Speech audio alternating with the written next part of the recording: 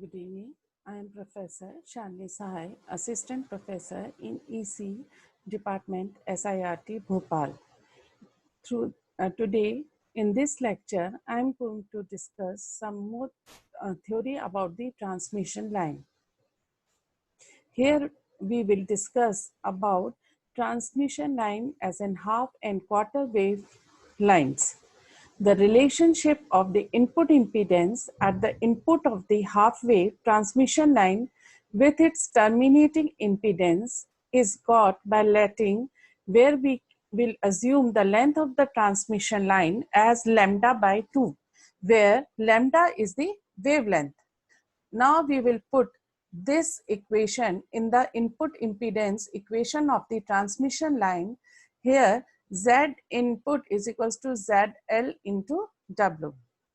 The relationship of the input impedance at the input of quarter wave transmission line with its terminating impedance is got by letting L is equals to lambda by 2 in the impedance equation. Here the input impedance is equal to under root of Z input into Z output into W. Effect of the lossy line on voltage and current waves. The effect of resistance in a transmission line is to continuously reduce the amplitude of both incident and reflected voltage and current waves. Now we'll discuss about the skin effect. As frequency increases, depth of penetration into adjacent conductive surfaces decreases for boundary currents associated with the electromagnetic waves. This results in the confinement of the voltage and current waves at the boundary of the transmission line, thus making the transmission more lossy. Now we will relate the skin depth is given by this following equation. Here F is the frequency, M is the permeability, and G is the conductivity, F is the frequency, and it is under root. Now, main application of the Smith transmission line is the Smith chart. With the Smith chart, we can analyze the complex transmission line problems, and the use of formulae becomes increasingly difficult and inconvenient. An indispensable graphical method of solution is use of the Smith chart. Components of a Smith chart. Horizontal line. The horizontal line running through the center of the Smith chart represents either the resistive or the conductive component. Zero resistance or conductance is located on the left end, and infinite resistance or conductance is located on the right end of the line. Circles of a constant resistance and conductance. Circles of constant resistance are drawn on the Smith chart tangent to the right hand side of the chart and its intersection with the center line. These circles of a constant resistance are used to locate complex impedances and to assist in obtaining solutions to problems involving the Smith chart. Now, the lines of constant reactance.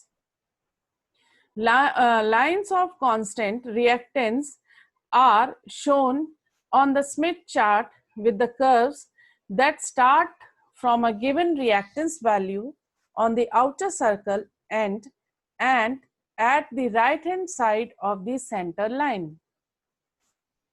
Now, the solution to microwave problems using Smith chart. The type of problems for which the Smith charts are used include the following. First, plotting a complex impedance on the Smith chart. Finding the voltage standing wave ratio for a given load.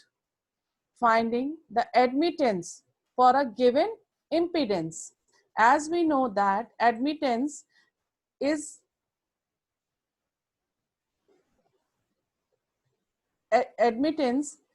the inversely proportional to the impedance. Now, finding the input impedance of a transmission line terminated in a short or open. Finding the input impedance at any distance from a load ZL. Locating the first maximum and minimum from any load. Now, plotting a complex impedance on a Smith chart. To locate a complex impedance, Z is equals to R plus minus JX, or admittance Y is equals to plus minus JB on a Smith chart by normalizing the real and imaginary part of the complex impedance. Locating the values of the normalized real term on the horizontal line scale locates the resistance circle. Locating the normalized value of the imaginary term on the outer circle locates the curve of a constant reactance. The intersection of the circle and the curve locates the complex impedance on the Smith chart. Now, finding the voltage standing wave ratio for a given load. First, we normalize the load and plot its location on the Smith chart. Then we'll draw a circle with a radius equal to the distance between the 1.0 point and the location of the normalized load and the center of the Smith chart as the center. The intersection of the right-hand side of the circle with the horizontal resistance line locates the value of a voltage standing wave ratio. Now, finding the input impedance at any distance from the load. The load impedance is first normalized and it is located on the Smith chart. Then, the voltage standing wave ratio circle is drawn for the load. A line is drawn from the 1.0 point through the load to the outer wavelength scale. To locate the input impedance on a Smith chart of the transmission line at any given distance from the load. Advance in clockwise direction from the located point a distance in wavelength equal to the distance to the new location on the transmission line. Now the power loss. Return power loss. When an electromagnetic wave travels down a transmission line and encounters a mismatched load or a discontinuity in the line, part of the incident power is reflected back down the line. The return loss is termed to be as power loss and it is given by 10 log 10 Pi upon PR, or P return is equals to 20 log 10 1 upon VSWR. Mismatch power loss. The term mismatch loss is to describe the loss caused by the reflection due to a mismatched line, and it is defined by the formula 10 log 10 Pi upon Pi minus PR, where Pi is the incident power and PR is the reflected power. Thank you.